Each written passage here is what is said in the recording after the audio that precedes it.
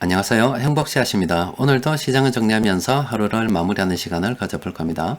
오늘 우리 시장은 코스피도 코스닥도 상승 마감했습니다. 코스피는 0.5%, 그리고 코스닥은 0.99% 상승 마감했습니다.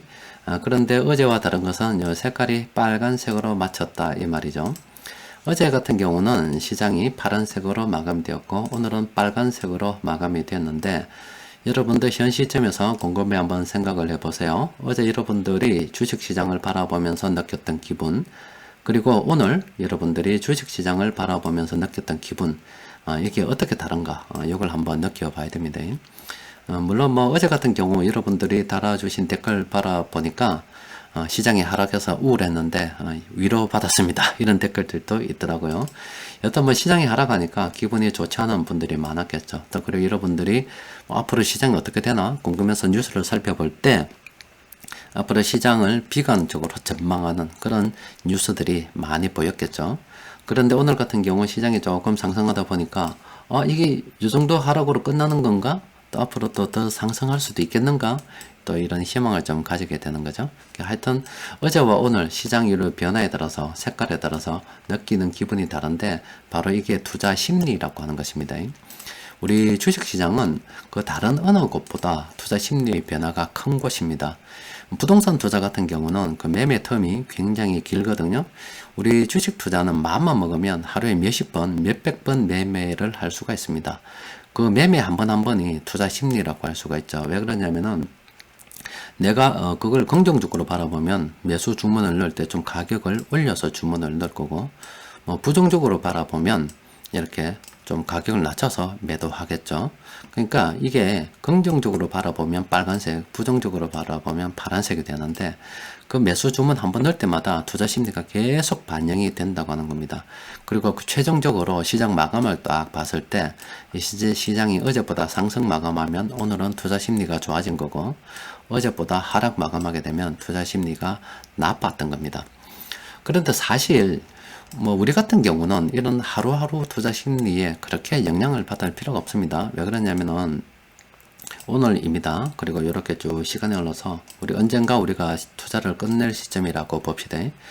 그러면 우리가 이 투자를 하는 것은 바로 이거죠. 돈이 계속 이렇게 늘어난다는 거고, 돈의 가치가 떨어지기 때문에, 또 기업은 계속 돈을 끌어모으기 때문에 결과적으로 망하지만 않으면은 현 시점보다 주가는 상승을 하게 돼 있습니다.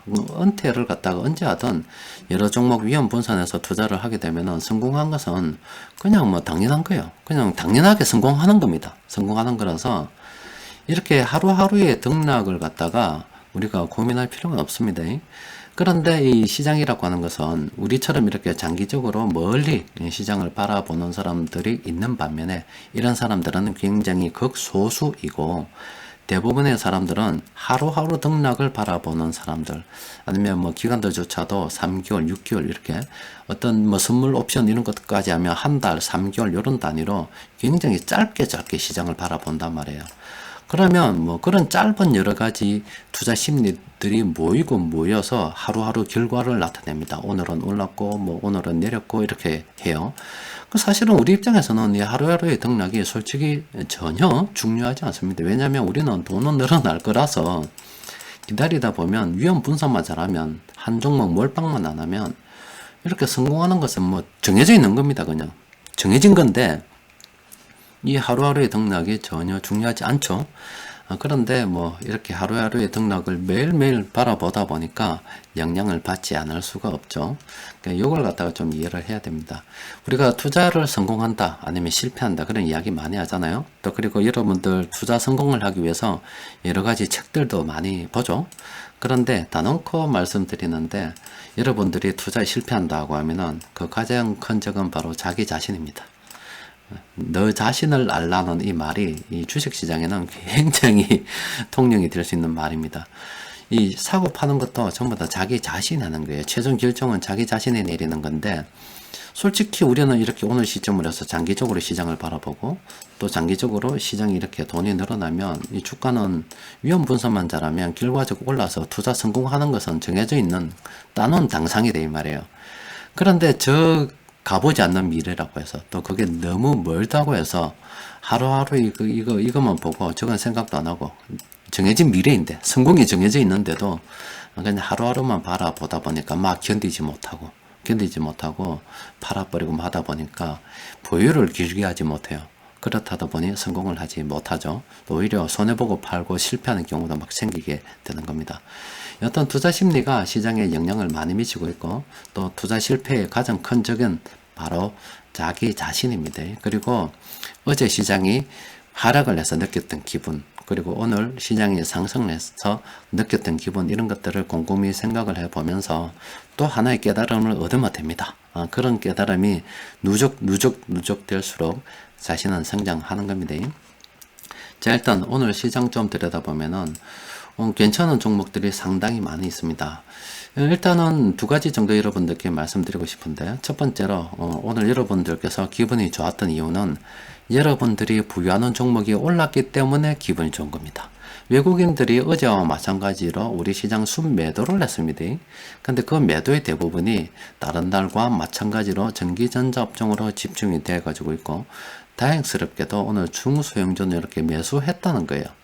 그래서 이게 순매수로 딱 변했는데, 여러분들이 중소형주 많이 보유하고 있다 보니까 보유 종목은 올랐다 이 말이죠. 그러니까 일단 여러분들이 기분이 좋은 거예요. 또 그리고 우리가 또 하나 더 봐야 될 것은 요 업종들 있죠. 외국인들 그리고 기관들이, 물론 금융투자 이거는 또 사실 매매는 큰 볼일 없는 거고요. 요 매수한 이 업종 속에 있는 종목들 중에서는 장기적으로 볼 때 긍정적으로 바라볼 만한 종목들이 상당히 많이 있습니다. 그러니까 뭐 경기 민감주 아니면 보복 소비 관련주, 이렇게 해서 좋은 종목들이 상당히 많이 있기 때문에 잘하면 싸게 매수할 수도 있다 이 말이에요. 그래서 오늘 세력들이 이렇게 매수한 종목들은 우리가 눈여겨서 살펴봐야 할 종목이 상당히 많이 있는 거죠. 일단 실시간 현황판을 통해서 시장 전반적으로 어떻게 흘렀나 정리를 좀 해보면은 이렇습니다. 지금 오늘 이렇게 보면 일단 전기전자와 의약품들 주는 하락했습니다. 어제 올랐던 이 보험주는 하락했어요. 그리고 의료종밀, 그리고 운송장비 이쪽은 좀 하락을 했습니다. 운송장비 중에서 이 조선주는 또 좋게 올랐습니다.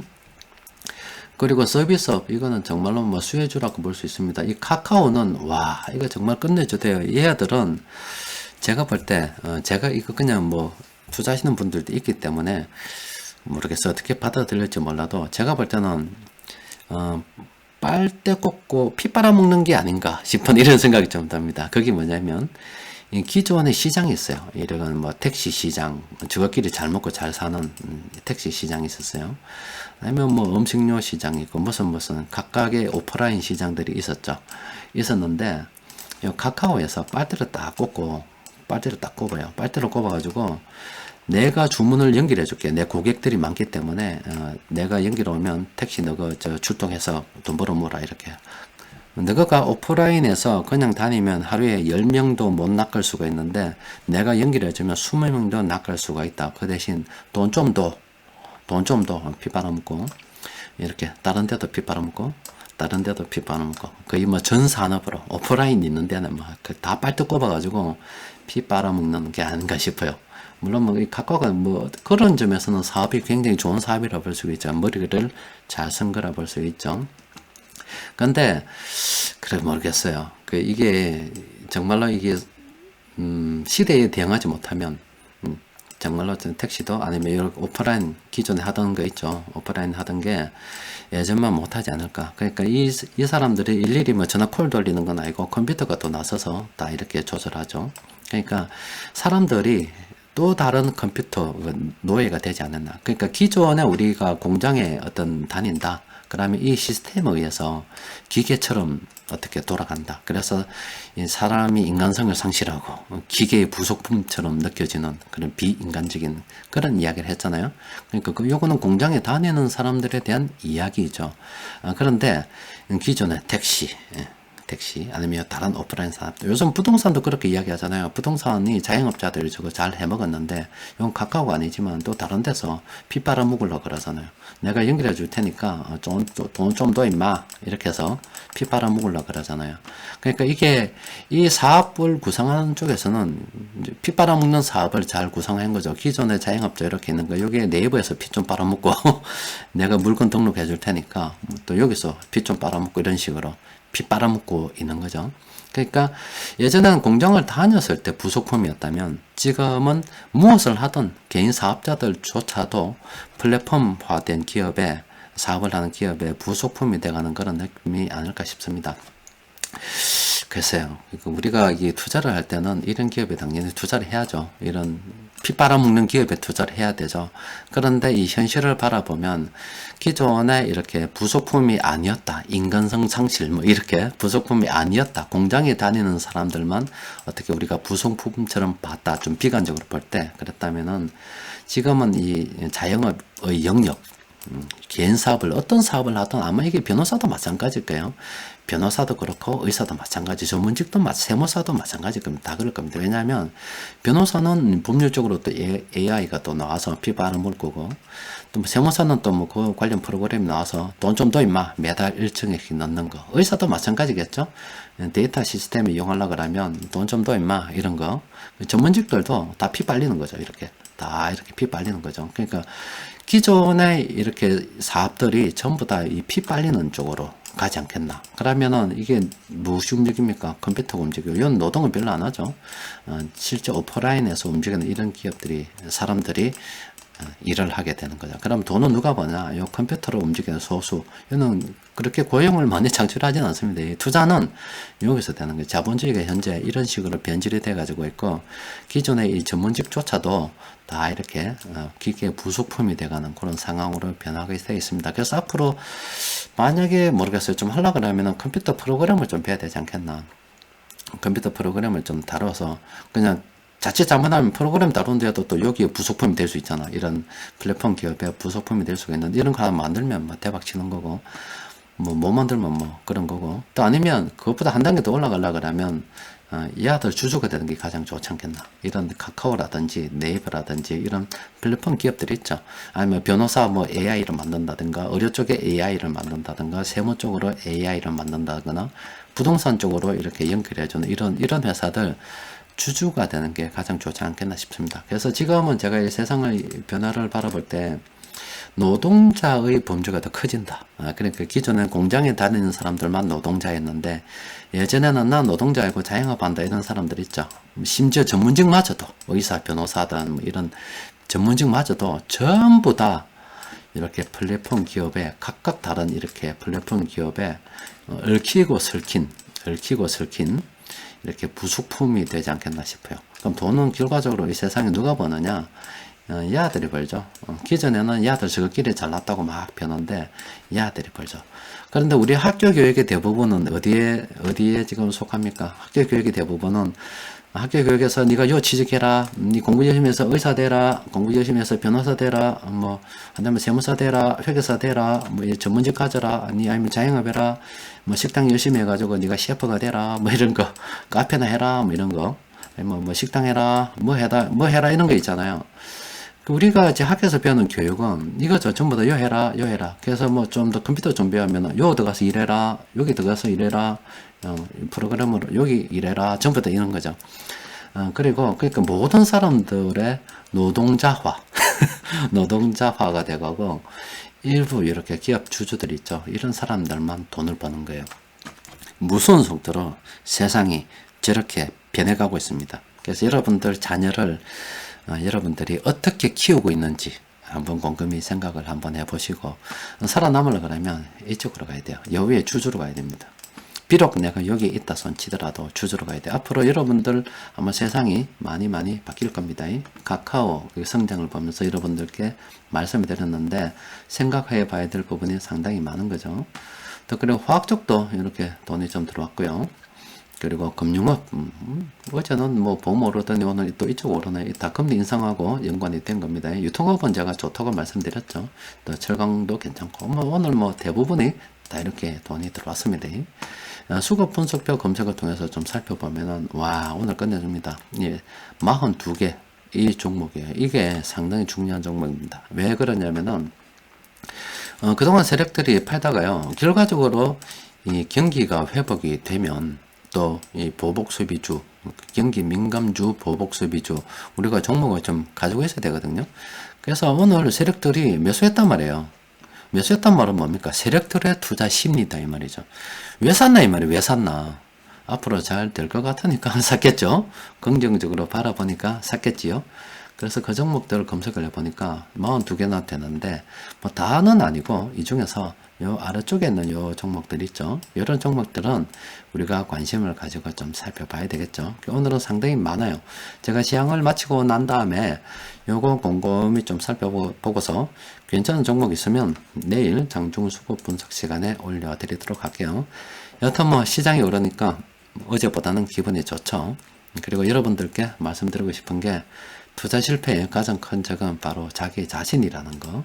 또 그리고 여러분들이 현재 세상이 변하고 있음을 실감해야 된다는 거. 지금 여러분들이 자영업이라 했던, 아니면 여러분들이 공부 열심히 해서 전문직제라고 했던 모든 사람들이 다 이렇게 플랫폼 기업들의 노동자가 된다.